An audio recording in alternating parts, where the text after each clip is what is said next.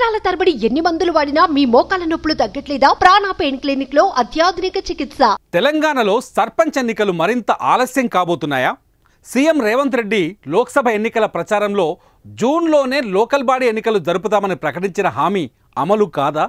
స్థానిక సంస్థల ఎన్నికలు కూడా ఆలస్యంగానే జరుగుతాయా అంటే అవును అనే తెలుస్తోంది. ఇంతకీ సర్పంచ్ ఎన్నికలు, ఎంపీటీసీ, జెడ్పీటీసీ ఎన్నికలు ఎప్పుడు పెట్టే అవకాశం ఉంది? ఇప్పుడు తెలుసుకుందాం.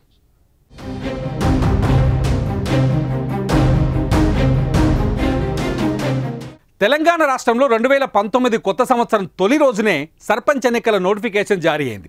జనవరి 21, 25, 30 తేదీల్లో పంచాయతీ ఎన్నికలకు అప్పుడు పోలింగ్ జరిగింది. దీంతో ఈ ఏడాది ఫిబ్రవరి 1 నాటికి సర్పంచ్ల పదవీ కాలం ముగిసింది.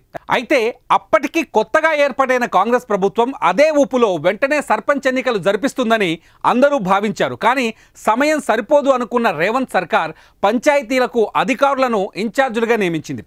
ఈలోగా లోక్సభ ఎన్నికల కారణంగా కోడ్ రావడంతో సర్పంచ్ ఎన్నికలు ఎంపీ ఎన్నికలకు ముగిసిన తర్వాత పెడతారు అనుకున్నారు అందరూ. స్వయంగా సీఎం రేవంత్ రెడ్డి సైతం ఎంపీ ఎన్నికల ప్రచారంలో జూన్ నెలలోనే స్థానిక సంస్థలకు ఎన్నికలు నిర్వహిస్తామని, కార్యకర్తలు సిద్ధంగా ఉండాలని పిలుపునిచ్చారు. దీంతో పక్కా జూన్ లేదా జూలైలో సర్పంచ్ ఎన్నికలు తథ్యం అనుకున్నారంతా. కానీ జూన్ నెల ముగిసింది, జూలై మొదటి వారం కూడా పూర్తవుతున్న సర్పంచ్ ఎన్నికలపై ఎలాంటి ప్రకటన లేదు. దీనికి తోడు జెడ్పీటీసీ, ఎంపీటీసీ సభ్యుల పదవీ కాలం కూడా జూలై 2తో ముగిసింది. వీరి స్థానంలో కూడా ఇన్ఛార్జీలుగా అధికారులనే నియమించింది రేవంత్ సర్కార్. ఇలా అధికారులను ఇన్ఛార్జీలుగా నియమించడంతో లోకల్ బాడీ ఎన్నికలు మరింత ఆలస్యం కావచ్చు అని రాజకీయ విశ్లేషకులు అభిప్రాయపడుతున్నారు.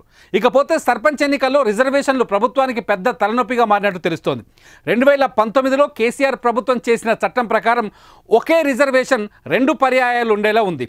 కానీ బీసీ సంఘాలు కోర్టుకెళ్లడంతో బీసీ గణన పూర్తి చేశాకే 2024లో సర్పంచ్ ఎన్నికలు నిర్వహించాలని కోర్టు క్లియర్గా చెప్పింది. అయితే తెలంగాణలో కులగణన చేయాలని ప్రభుత్వం నిర్ణయించింది. ఇందుకు 150 కోట్లు కేటాయించారు. దీంతో బీసీ రిజర్వేషన్పై బీసీ కమిషన్ కసరత్తు ప్రారంభించింది. బీసీ కమిషన్ చైర్మన్, సభ్యులు స్థానిక సంస్థల్లో బీసీల రిజర్వేషన్లపై చర్చిస్తున్నారు. స్థానిక సంస్థల్లో బీసీల రిజర్వేషన్లు బీసీ కమిషన్ లెక్కల ప్రకారం ఉండాలని సుప్రీంకోర్టు గతంలో తీర్పునిచ్చింది. ఇందుకు అనుగుణంగానే బీసీ కమిషన్ కసరత్తు చేస్తోంది. ఇందులో భాగంగా గత 3 స్థానిక సంస్థల ఎన్నికల వివరాలు, రిజర్వేషన్లు, ఓటర్ లిస్ట్ వివరాలు అందించాలని పంచాయతీరాజ్ శాఖను బీసీ కమిషన్ కోరింది. అయితే కులగణన చేసిన తర్వాత ఎన్నికలు నిర్వహిస్తారా లేక ఎన్నికల తర్వాత కులగణన చేస్తారా అనేది స్పష్టత లేదు. గతంలో తెలంగాణలో సమగ్ర కుటుంబ సర్వే నిర్వహించారు. ఇది ఒక్క రోజులోనే పూర్తి చేశారు. ఇప్పుడు కూడా రాష్ట్రంలో కులగణన అలానే చేయాలని డిమాండ్ ఉంది. కులగణనకు ముందు చేపట్టాల్సిన పనులు ఉంటాయని, దీనికోసం నెల రోజుల సమయం పడుతుందని బీసీ వెల్ఫేర్ అధికారులు చెబుతున్నారు.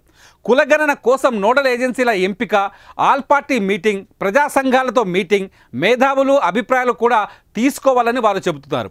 రాష్ట్రంలోని బీసీ లెక్కలు తేలకపోవడంతో ఎన్నికలకు మరింత సమయం పట్టొచ్చని భావిస్తున్నారు. ఏది ఏమైనా ఏ విషయం అనేది ప్రభుత్వం ప్రకటన చేస్తే బాగుంటుందంటున్నారు తెలంగాణ ప్రజానీకం అంతా. చూద్దాం ప్రభుత్వం ఎలా స్పందిస్తుందో.